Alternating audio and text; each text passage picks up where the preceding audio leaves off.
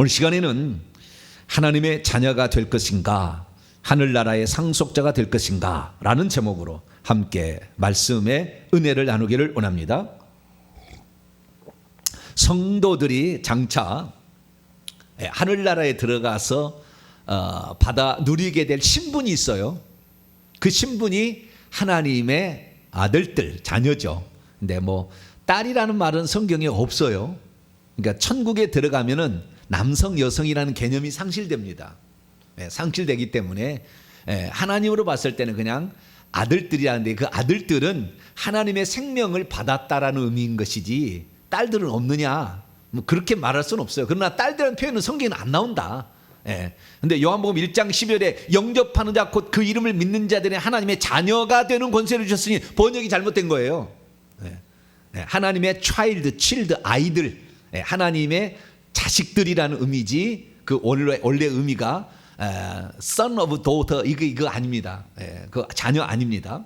그래서 우리는 성경대로 우리가 믿게 되는데, 천국에서 우리가 기본적으로 얻게 된, 천국에 들어간다면, 다시 말해서 12진주문을 통해서 새 예루살렘 성 안에 들어가게 된다면 우리가 취하게 되는 직분은 하나님의 아들들이라는, 직분이 아니라 신분은 하나님의 아들들이라는 신분이에요. 그런데 어떤 사람은 하나님의 아들들과 또 하나님의 상속자가 된다는 것을 동일한 의미로 알고 있어요. 그렇지 않아요. 천국에 갔을 때 우리가 갖는 신분이 다른 겁니다. 천국은 공평한 세상이 아니에요. 공평한 세상이 아니고 천국은 행한 대로 보상해 주는 나라예요. 우리가 이 땅에서 준비하지 않는 것을 천국에서 받을 사람은 한 사람도 없어요. 다 이 땅에서 행한 대로 보상을 받는 것입니다. 한 번이라도 예배를 더 참석하시고, 한 번이라도 더 중보 기도하시고, 할렐루야, 한 번이라도 더 전도하시고, 한 번이라도 주의 일에서 주의 일에 충성하셔서 청소도 하시고 여러 가지 맡겨진 일을 잘 감당하시길 바랍니다. 그 모든 것들이 헛되지 않은 거예요. 왜?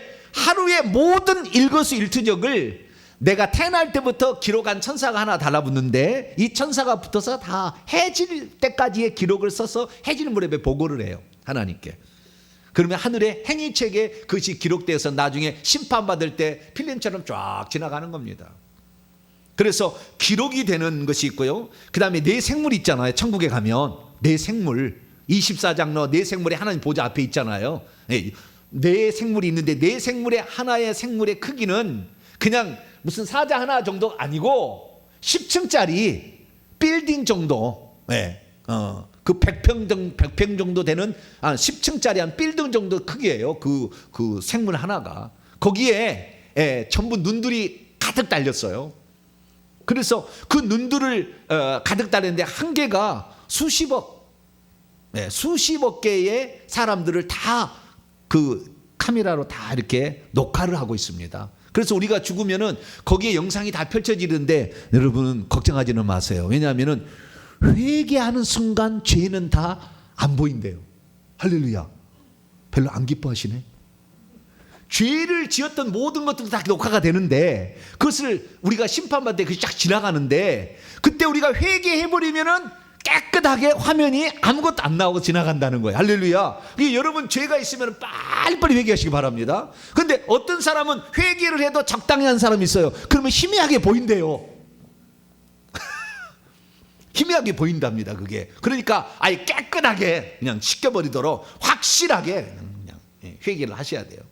그리고 내 생물이 거기에 있는데요. 그래서 내 생물은 영상으로 기록을 하는 것이고, 글자로 기록하는 기록천사들의 기록에 의해서 우리는 두 가지로 심판을 받아요.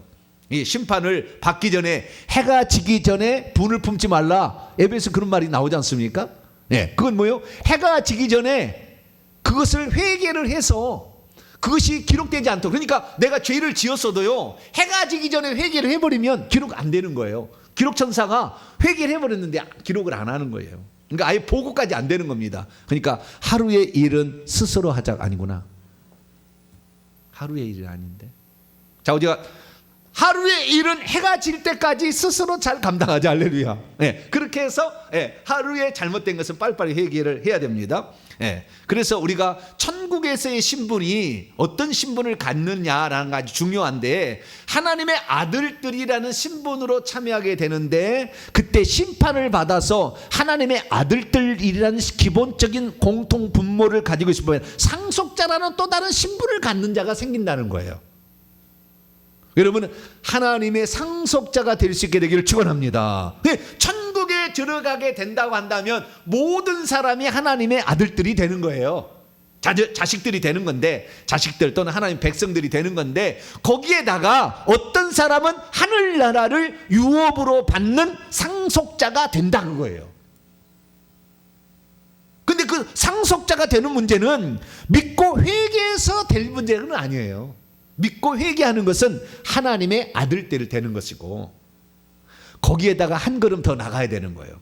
그래서 우리가 구원의 조건을 제가 설명하게 될 때 제가 만든 말인데요, 구원의 조건, 우리가 천국에 들어가기만 하는 문제는 믿고 회개하면 들어가는 거예요. 아시겠죠? 믿고 회개하면 들어가는 거예요. 믿고 회개하게 될 때에 우리는 거듭나게 됩니다. 믿고 회개하되 거듭나게 되고, 그리고 그 다음에 지은 죄들에 대한 자범죄들을 반복적으로 자백하며 회개를 하게 되는데, 그때 또 죄는 씻겨주게 되죠. 그래서 이런 것은 우리가 하나님의 아들들이 되어서 천국에 들어가는 문제를 결정해 주지만, 천국에서 하늘나라를 기업으로 물려받아서 다스리는 자가 되는 문제는 충성의 문제예요. 믿음의 문제가 아니라고, 회개의 문제가 아니라고, 충성의 문제고 하나님 말씀의 순종의 문제입니다. 그래서 우리가 이 천국에 들어가는 그 조건을 최소 조건이라, 그러니까 믿음과 회개가 최소 조건이라고 한다면, 순종하고 충성은 충분 조건이에요. 천국에 들어가는 충분 조건. 아시겠죠? 그래서 이 충성해야 된다, 행위로 구원을 받는다, 이렇게 말하는 것은 조금 틀릴 수도 있습니다. 왜냐하면 예수님 돌아가실 때 우편에 있는 그 강도가 믿고 회개만 해도 천국 들어갔잖아요. 오늘 낙원에 있으리라. 천국에 낙원이 있거든요. 그럼 낙원에 있으리라 그랬으니까, 거기에 들어간다고 했으니까 행위가 없어도 들어갈 수는 있어요. 그러나 우리의 문제는, 지금 보통 사람들이 나는 천국만 들어가면 된다 생각하는데, 천국만 들어간다고 생각하는 사도들이 없어요. 단 한 사람도. 전부 다 하늘의 상속자가 되기 위하여 부지런히 그 길을 달려갔던 기록입니다. 그러니까 우리가 기준을 너무 낮추면 안 되는 거예요. 나는 그냥 턱걸이라도 줬사오니 저 성전, 천국에 가면은 한 중앙에서부터 맨 마지막 성벽까지인데, 성벽은 물도 생명수도 잘 흘러내리지 않지만, 여기에다가 한 평짜리 땅에서 살 것인가, 3층짜리 대저택과 같은 고대 그리스 신전이나 우리 고대 광실 같은 그런 집에서 살 것인가는 우리가 결정하는 거예요. 우리가. 그래서 믿고 회개하고, 그 다음에 하나님 말씀에 순종해서 서로 사랑하라, 복음을 전하라, 천국 복음을 전하라. 그러면 그런 것에 순종하게 되고, 우리에게 맡겨진 일들 우리가 이걸 잘 수행하게 되고, 내가 감당할 수 없다면 감당할 수 있도록 후원을 하면 되는 거예요. 기도로, 물질로, 나의 사랑과 믿음으로 헌신을 하면 되는 거예요. 아시겠죠? 할렐루야. 그러면 그 일에 같이 동역자가 되어서 그 인도자가 받을 복을 같이 누리게 되는 거예요. 그러니까 나는 못한다고 잡아 빼지는 마세요. 내가 못하면 나는 이건 할 수 있어요. 난 이건 할 수 있어요. 우리 교회 안내를 딱 시켰더니 집에도 안 내려가. 과거에는 집에도 내려간 사람이 추석이 됐는데도 왜 안 내려가요? 이 직분을 감당해야 되겠다는 거예요. 왜? 집에는 다른 날에도 내려갈 수 있지만 주일날은 내가 안 내려가겠다. 이거 그 믿음의 문제입니다. 어쨌든 그 사람 그런 생각을 했다는 거예요. 그럼 하나님이 이뻐하시겠죠. 점수 많이 따면은 많이 있어요. 천국에 가면은. 그래서 우리가 하나님의 아들들이 될 것인가, 하나님의 상속자가 될 것인가는 상당히 우리의 책임이 거기에 들어가 있는 겁니다. 그러면 사도들은 대체 어떤 길을 걸어갔을까요? 그리고 어떤 말을 우리에게 해주고 있을까요? 그 부분을 조금 더 제가 구체적으로 살펴보겠고요. 그리고 우리가 지금 이 문제를 다루고 있는 것은 좀 더 커다랗게 지금 기도의 문제라고 생각한다면 조금 더 올라가게 되면 우리가 이 땅에서 신앙생활하는 그 목적인 거예요. 이 땅에서 살아가야 될 이유인 거예요. 그것을 위해서 우리는 살아가야 되는 거죠. 왜? 지금 이 땅에서의 시편 90편 10절하면 사람이 70여 강건하면 80 먹고 죽는다 이렇게 있다 그 말이죠. 모세는 뭐 100세 살기도 했지만 그것은 노아 홍수 때 지구의 인간의 이제 수명이 100세 된다라는 것 때문에 그렇게 된 거고, 어쨌든 7, 80년 우리가 살고 지금은 조금 잘 사는 90살까지도 좀 살 수가 있는데, 여기에서 삶은 시간이라는 어떤 천국에서 시간을 가면은 이것은 먼지만 또 못한 시간이에요. 아주 작은 시간이고 영원 무궁토록 누릴 그 시간 속에 우리가 들어가야 되니까 우리가 그때를 잘 준비하기를 바랍니다. 할렐루야. 그러기위해서는 형제를 용서하라. 그럼 용서하는 거죠. 형제를 도와주라. 그럼 도와주는 거죠. 그를 위해서 중보하라. 그럼 중보해 주는 거죠. 그가 예수 그리스도를 안 믿으면 그가 천국 갈 수 있도록 하나님 저 영혼을 하나님 천국 갈 수 있도록 도와주세요. 마음의 문을 열어주세요 라고 우리가 기도 한마디를 하는 거죠. 그때 하나님은 그걸 다 듣고 기록해 놨다가 네가 이 땅에서 어떻게 살아갔느냐에 따라서 행한 대로, 갈라디아 6장 7절 행한 대로 갚아주신다. 그걸 심는 대로 거둔다는 법칙이죠. 너희가 심는 대로 거둔다. 그래서 오늘 사실 우리가 이 세상에 살아가는 물질이나 건강의 문제도 사실 조상들이 어떻게 심어 놓았느냐에 따라서 우리가 풍성하게 살아가고 덜 풍성하게 살아가는 차이예요. 우리가 앞으로 후손들을 위해서 얼마나 더 주님이 연장하실지는 모르겠지만 좌우지간 내일 주님의 날이 온다 할지라도 오늘 우리는 해야 될 일을 감당하면 돼요. 할렐루야. 그래서 복된 날을 후손들에게 준비해 주는 거 얼마나 좋겠어요. 그 일을 살아가야 될 줄로 믿습니다. 그래서 우리가 신앙생활의 궁극적인 목적인데, 신앙생활의 그 궁극적인 목적을 누가 잘 얘기했냐면 지난 주일날 설교를 들어보니까 사도 바울이 얘기를 잘했어요. 자, 에베소서를 열어봅니다. 1장입니다. 이게 딱 우리의 기도 제목, 우리의 신앙생활의 목적, 여기에 딱 우리가 못을 박아야 돼요. 그래서 이것을 가지고 항상 기도. 저는 아침마다 기도합니다. 뭐라고 기도하냐? 에베소 1장 17절 18절 19절의 말씀을 아침마다 기도해요. 주기도문도 기도하지만 아침마다 이 바울이 에베소 교회를 위해서 기도했던 이 기도 제목과 기도를 하는 거예요. 왜냐하면은 이 하나님께서 지혜와 계시의 영을 주지 않으면은 들어도 깨닫지 못하고 봐도 깨닫지 못하거든.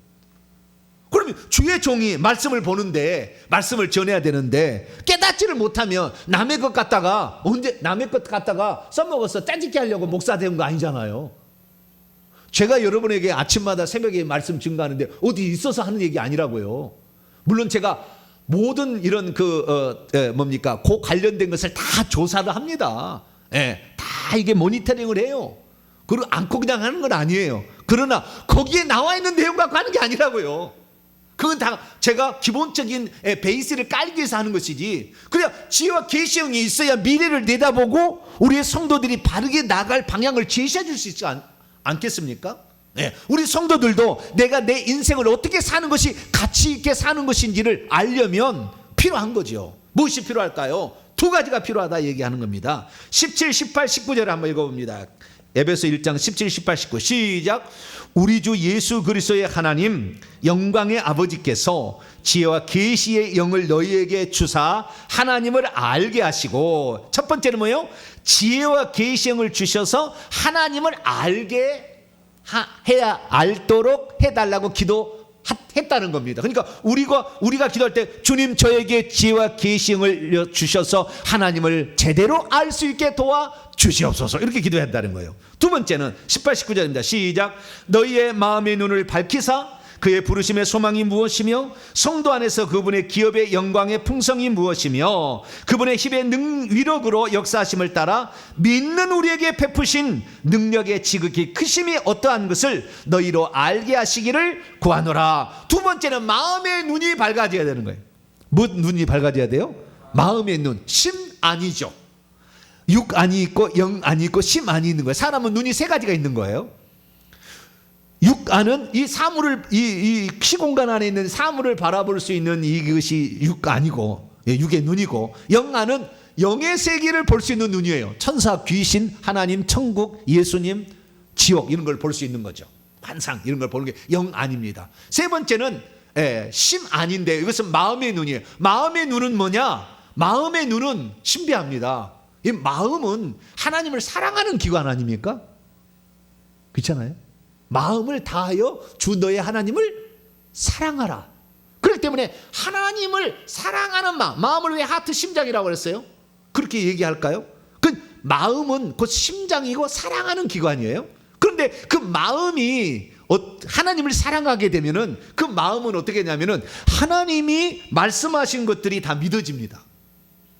그리고 하나님이 바라보는 그 시선을 나의 눈도 맞춰서 바라보기 시작해요.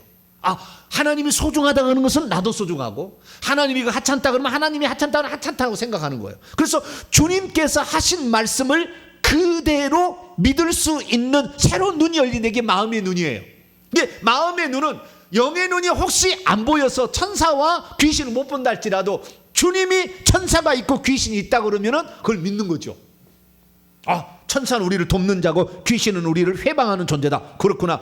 천사는 나를 도우라고 기도하고 악한 영은 떠날 수 있도록 우리가 기도하는 것, 그것이 있다고 분명히 믿고 그렇게 살아가는 거죠. 그래서 이런 마음의 눈이 필요한데, 마음의 눈이 더 밝아져야 돼. 그러면은 세 가지를 알게 된다는. 첫째는 그분의 부르심의 소망. 우리를 무엇으로 불렀느냐? 하나님의 자녀로 불렀느냐? 지금 대부분의 그리스도인들은 하나님의 자녀로 불렀다. 우리를 천국에 들어가긴 하나님 자녀로 불렀다고 생각하는데, 하나님 그 부르심의 소망은 결국에 상속자가 되는 거예요. 자, 에베소 1장 5절 말씀.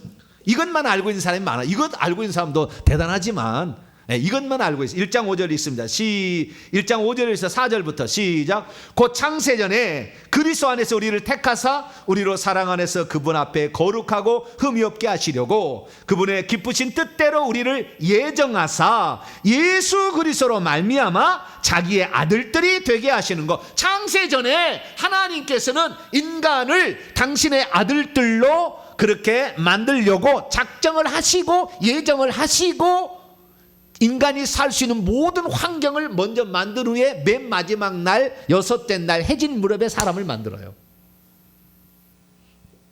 인간이 살 수 있는 모든 환경을 다 만들고, 그래서 하나님의 아들들을 이 땅에서 산출하기 위해서 하나님의 아들들이 되려면 간단한 겁니다. 거듭나야 되는데, 거듭남이라는 것은 하나님의 생명을 분배를 받아야 되는 거예요. 하나님의 영이 생명이 나와서 그 사람 속에 들어가야 되는 거예요. 그런데 하나님의 생명이 들어가야 되는데 하나님의 생명을 어떻게 주느냐? 이것이 하나님의 방법인데 어떻게 했냐면 생명나무의 실과로 놔뒀어요. 뭘로 놔뒀다고요? 생명나무의 실과로. 그럼 어떻게 해요? 따먹으면 될 거 아니에요. 그죠? 따먹으면 되는데 그걸 따먹기 전에 그 옆에 또 선악과가 있었는데 꼭 하지 말라는 건 사람은 참 좋아해요. 그죠? 하지 말라면 꼭 하고 싶어. 그래가지고 생명나무의 실과를 따먹으면 영생할 건데, 생명나무의 실과를 따먹기 전에 선악과를 먼저 따먹어서 선과 악을 구분할 수 있는 능력을 상실했어요. 하나님은 생명을 가지고 있기 때문에 선악을 알아도 선은 취하고 악은 버릴 수가 있어요. 생명이 있어버리면.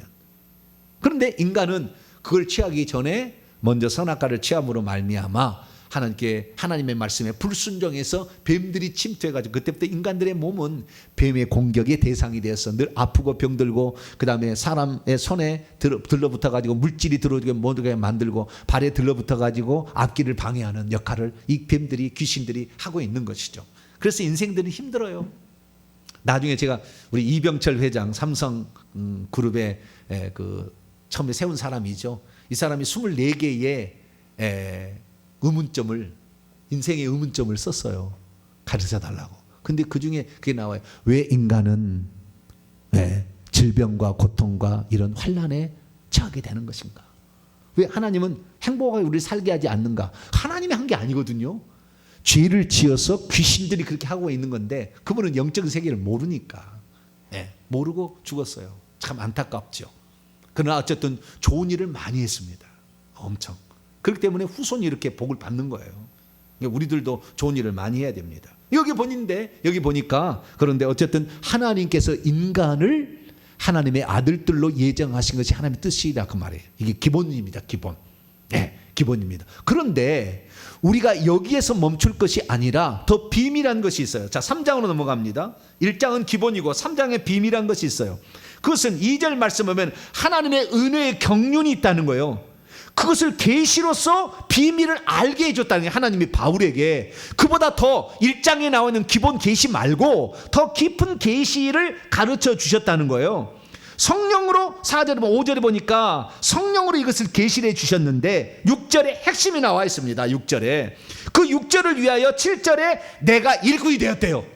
그래서 바울이 이걸 가르쳐 준 겁니다. 6절을 읽어봅시다. 시작. 이는 이방인들이 복음으로 말미암아 그리스도 예수 안에서 함께 상속자가 되고 함께 지체들이 되고 함께 약속에 참여하는 자가 됨이라.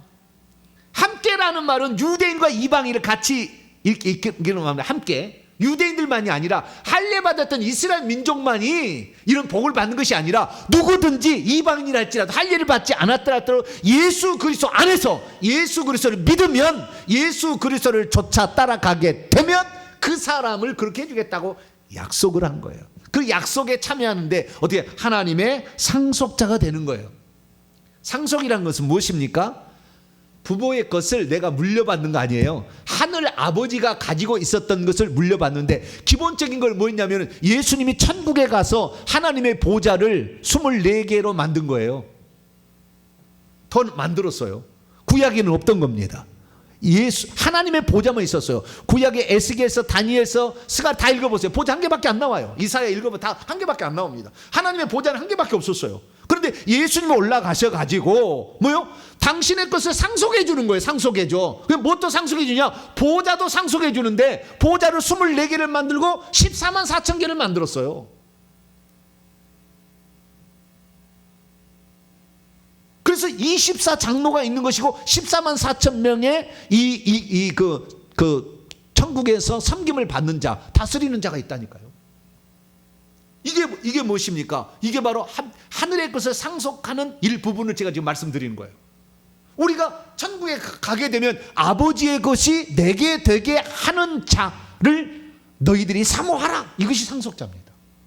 그러니까 우리가 천국에 갔을 때 그냥 아무것도 가지고 가지 간신히 턱걸이로 들어가는 수준이 아니라 거기에 들어가서 아버지가 주실 아버지 것이었어요. 원래 다 아버지 것이었어요. 그 예수님 것이었어요. 다. 그런데 그것을 우리에게 나눠 주시기를 주님이 기뻐하는 거예요. 왜? 그것이 계시에 좀 더 깊은 계시였다고 바울이 얘기하고 있는 거예요. 이것을 보지 않고 어떻게 얘기할 수 있으며 성령께서 깨닫지 않고 어떻게 얘기할 수 있겠어요? 그래서 이 사실을 오늘 우리가 듣는데 에베소서를 여러분들이 만약에 이런 얘기를 한 번도 듣지 아니하고 에베소서를 10번을 읽는다 해서 이 말이 무슨 말인지 못 알아듣는다니까요. 잘 못 알아듣는 이 말이 무슨 말인지. 근데 우리가 이 설교를 저한테 설교를 듣고 이 말씀을 들으면 이 말씀에 풍성해. 할렐루야. 뭐 넘어가질 못해. 감격해가지고 막.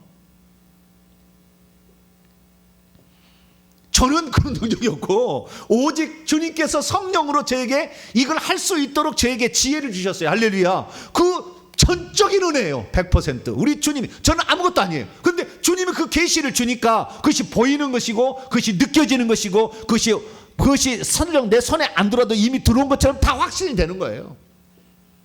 그 사명을 할 수 있도록 하나님께서 그렇게 주셨으니까. 그래가지고 우리가 하나님의 상속자들이 되는 것입니다. 여러분들은 기왕 천국에 들어갈 바엔 하나님의 아들들이 되는 것을 넘어서서 하늘의 상속자로 들어갈 수 있게 되기를 축원합니다. 그래서 우리가 하늘에 가면은 하나님이 우리에게 주실 여러 가지가 있는데 그 중에서 이 세 가지로 줄일 수 있다겠죠. 하나는 방금 얘기하던 자리, 보좌 자리 들어갈 수 있다. 이것을 나눠주는 거예요. 두 번째는 예수님만 면류관을 쓰실 분인데 승리자로서 우리도 면류관을 쓸 수 있도록 해줘요. 어떤 자에게? 충성한 자에게.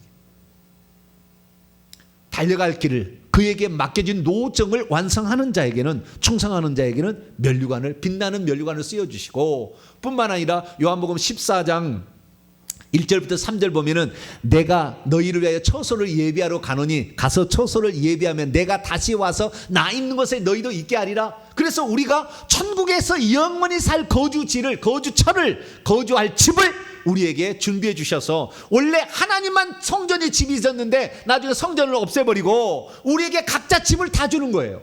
근데 원래 하늘나라는 아버지의 집이었어요. 하늘의 집이었는데 그 집을 헐어버리시고 성전이 없어요. 그래서 요한계시록 22장 21장 22장 나오면 하늘의 성전이 안 보인다고요. 그전에 있었는데 없어져. 그 성전이 아버지의 집인데 그 아버지의 집을 우리에게도 집으로 주는 거예요. 할렐루야. 그래서 하늘의 집을 헐어버리시고 하나님 보좌에 앉아 계시고 우리에게 집을 주시는 거예요. 우리에게 집을. 할렐루야. 그래서 우리의 집이 각자 지어가는데 이 집은 어떻게 지어지느냐? 간신히 턱걸이로 한 사람에게 집이 멋지게 지어지지 않아요. 천국에 가면 집이 없어 사는 사람이 많아요. 간신히 들어가서. 간신히. 퍼센테이지로 따지면 구약의 천국에 들어가는 숫자 그렇게 많지 않고 지금 21세기에 들어오기 전에 죽어서 천국에 들어간 자 많지 않아요. 지금이 마지막 시기입니다. 지금 마지막 따는 시기. 이때 이제 더 이상의 시대가 없으니까 천국의 말씀도 다 해방해 버리는 거예요. 할렐루야. 들을 수 있도록 한 거예요 지금. 그래서 여러분이 듣는 거예요. 여러분이 20년 전에 이런 얘기, 한국에 이런 얘기 하는 사람 없었습니다. 다 없었어요. 찾아보시라고요. 못했다고 그때는. 그러나 지금은 이제는 다 하나님이 때가 되어서 말세에 너는 가서 이걸 전하라. 그렇기 때문에 제가 전하는 거 아닙니까? 그래서 이 말씀을 전하고 있는데 이 말씀을 듣는 사람들 중에서는 그 말씀을 깨닫고 그때부터라도 깨어나서 준비해가지고 그래서 주님께서 뭐래요? 먼저 된다가 나중된다 할지라도 먼저 될 수가 있다. 그 얘기를 한 거예요. 오후 5시 1시간만 일해도 한 데나를 준다 그랬다고 말이에요. 그러니까 지금 우리는 오후 5시에 지금 주님을 만난 종과 같은 사람들이죠. 이때 충성하게 되면 1시간만 일해도 하나님은 큰 것으로 갚아준다. 달란트 비유 보세요. 네가 작은 일에 충성하였으면 내가 많은 것으로 내게 맡기린 내 주인의 즐거움에 참여하라. 많은 것으로 작은 일이랄지라도 어떤 일이든 맡겨준 일에 여러분에게 뭐 하나를 시키면은요 아멘 하고 그냥 받으세요. 할렐루야. 그리고 막 순종하세요. 그래야만이 우리는 상속 분량이 많아지기 시작하는 거예요. 그 상속 분량을 준비하는 겁니다. 그러니까 우리가 천국 가기 위해서 그냥 살아가는 것이 아니라 오늘도 하늘의 상속자가 되기 위해서 나는 살아가리라. 할렐루야. 주님 그래서 그의 부르심의 소망이 무엇이며 상속자까지도 우리를 예정해 놨다는 것이고 뿐만 아니라 그분의 기업의 성도 안에서 그분의 기업의 영광의 풍성함이 무엇인지 그 유업을 우리에게 물려주기 얼마나 풍성히 기다리고 있는지를 알게 해달라고 마음의 눈이 열려져 가지고 알게 해달라고 기도하고 있다는 거 아니겠습니까? 뿐만 아니라 이 세상과 오는 세상에 천사들과 귀신을 다스리게 한 그 능력의 지극히 크심이 얼마나 하는지를 알게 하시기를 원한다라고 바울은 기도했다고 얘기하고 있습니다. 그리고 오늘 우리가 지금 살아가는 데 있어서 우리는 하늘의 상속 분량을 차지하기 위해서 달려가야 될 줄로 믿습니다. 그냥 천국에만 들어가면 나는 그냥 되지 뭐 이렇게 생각하는데 그러면 안 돼요. 그러다가는 못 들어갈 수가 있어요. 기왕이면은 목표 지점을 좀 높게 설정하기를 축원합니다. 나는 그냥 간신이라도 좋으니까 물론 그렇게 들어가면 좋겠지만 그러나 우리의 목표를 어디에 설정하느냐? 단지 그냥 믿음과 회개만 할 거냐? 아니 거기에다가 우리는 충성해야 천국에서 상속자가 되는 거. 할렐루야. 그래서 회개와 천국 복음인 거예요. 타이틀도 저희가 그렇게 해서 다 하나님이 정해준 거예요. 그리고 천국에 들어가는데 그래 바울이 처음에는 어땠느냐? 바울이 처음에는요 고린도 9장 27절에 보니까 내가 이게 복음을 전파하는데 내가 복음을 전파하는 데에 잘못해가지고 그 구원에서 떨어질 수도 있다라는 걱정을 한 것이 고린도전서 9장 27절이에요. 처음에는 그랬어요. 그러면서 그가 감옥에 갇혀 로마의 감옥에 갇혀 나이가 이제 거의 말기에 가게 되면은 빌립보서의 감옥에서 쓴 편지인데 3장 넘어가게 되면은 뭐라고 얘기했냐? 한번 읽어보죠. 빌립보서 3장 13절 14절 한번 읽어볼까요?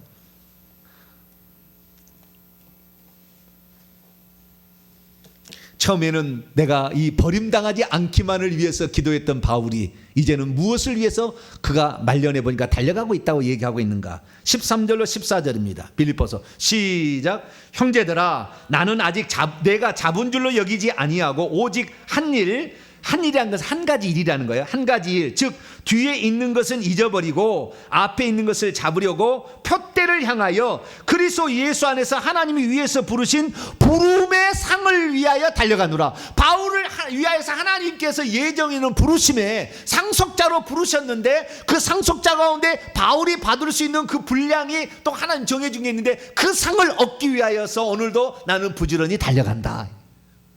되겠다는.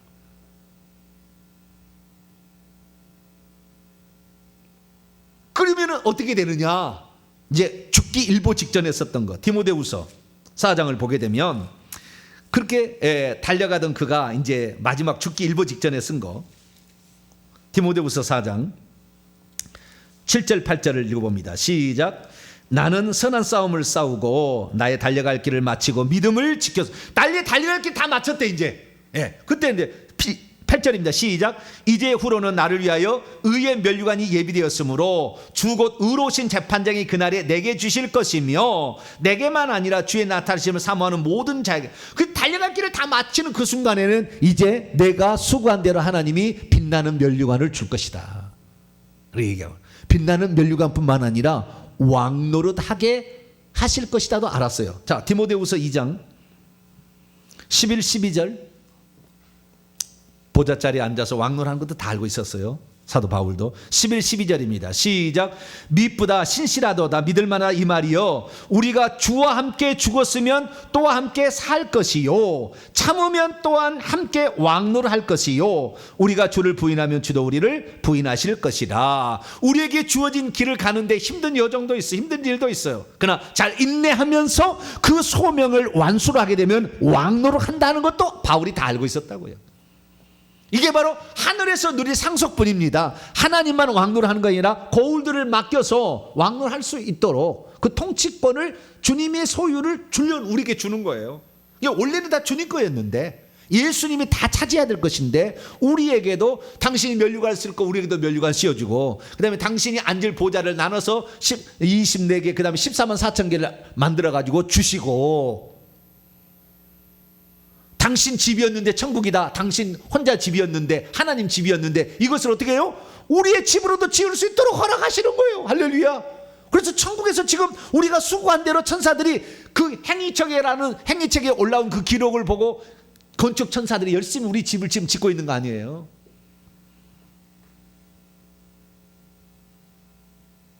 저와 여러분이 그래서 기왕 우리가 하늘의 아들들로 하나님의 아들들로 구원을 받았다고 한다면 우리는 순종과 충성으로 그걸 잘 준비할 수 있게 되기 바랍니다. 그러면 순종과 충성의 이야기는 뭐냐? 이것은 마태복음 25장 24장 나오는 거예요. 충성되고 지혜 있는 종이 되어 때를 따라 주인의 집사람들에게 양식을 나눠줄 자가 누구냐? 그렇게 얘기하면 지혜롭고 충성된 종이 되라는 거예요. 그건 마태복음 24장에 나오거든요. 25장에 보면 지혜롭다는 게 무엇이냐? 열 처녀의 비유를 통해 슬기롭 지혜로운 처녀와 미련한 처녀를 구분해서 지혜롭다는 게 말해주는 거예요. 자신의 인생을 살아가는데 나는 예수 믿었고 오실 예수님 있다고 알고 있는 거 다 등불 준비했어요. 기름까지 다 가고 있었어요. 다 똑같아요. 그러나 어떤 사람이 주님 오실 때에 혼인잔치에 들어가서 예루살렘 성에 들어가서 영광의 광장에서 그 어린 양이 혼자 들어가 못 들어가는 사람이 있다는, 성 밖에 남을 사람이 있다는 거예요. 어떤 사람들? 자기는 예수 믿고 성령이 있었다는 그것으로 만족했어. 일평생에 그 주님 나라 들어갈 때 얻을 상속분을 위하여 신부가 되기 위하여 준비를 했어야 되는데 준비를 안 했어요. 그 준비는 어떻게 하는 거예요? 대가를 주부려야 돈을 주고 기름을 산 거예요. 다 그 기름은 자기의 피와 땀과 눈물 희생입니다. 그걸로 준비하는 거예요. 그것이 준비될수록 그 양에 따라서 천국에서 우리가 누릴 상속 분량이 다르다는 것이 지혜로운 종이라 그 말이에요. 그 말의 비유가 충성되는 것은 달란트 비유예요.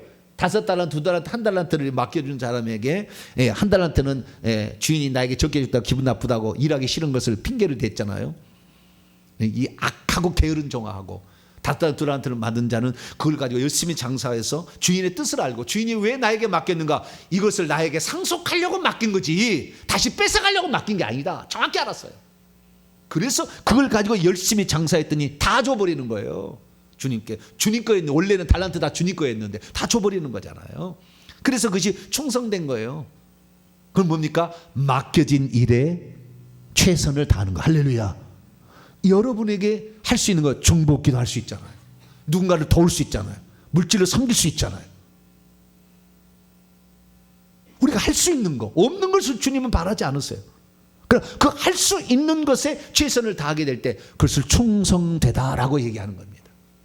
그래서 우리가 일평생에 살아가는데 기왕이면 하늘의 아들로 그냥 만족하지 말고 하늘의 상속자가 되기 위해서 오늘도 부지런히 달려가길 바랍니다. 그 표대를 향하여 부름의 상을 위하여 주님이 천국에서 우리를 주실 그 상을 향하여 계속 달려가는 거죠. 오늘도 달려가고, 근데 그게 힘들 때가 있어요.